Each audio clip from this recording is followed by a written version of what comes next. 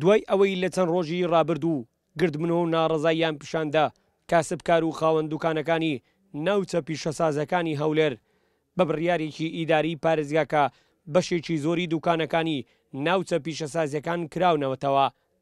داواکاریەکەم دەبینی زۆر کەسێ لەو سنعی دوکانی کرێیەخانیشی کرێیە، یعنی لۆوی زۆر قورسە.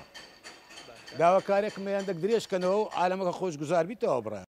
بە بڕیاری ئیداری پارێزگاکە بەشێکی زۆری دوکانەکانی ناوچە پیشەسازیەکان کرانەوە و چوونە سەر کاریان. بەمەش قەرەباڵغێکی زۆر لە ناوچە پیشەسازیەکان بەدی دەکرا چونکە ماوەی زیاتر لە مانجێکە دوکانەکانیان داخرابوون. داوامان سێ حالمان بە حاڵی ئەو وڵاتانە.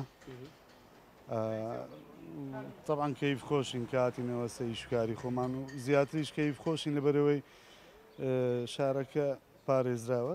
تەواو یعنی بازارەکە بوویتەوە تەواوی بوویتەوە ڕێنمایەکان تەواوە هەموو جێبەجێ کراوە. سەرەڕای بڕیاری ئیداری پارێزگای هەولێر بۆکردنەوەی دوکانووی ناوچە پیشەسازیەکان، بەڵام هێشتا بەشێکی زۆر لە خاوەن دوکانەکان نەچوونەتە سەرکار. ئەمەش وەک دەربڕینی ناڕەزاییە لە زەرر و زیانێکی زۆر لە ماوەی ڕابردوودا. هەریات کەریم، گەلی کوردستان، هەولێر.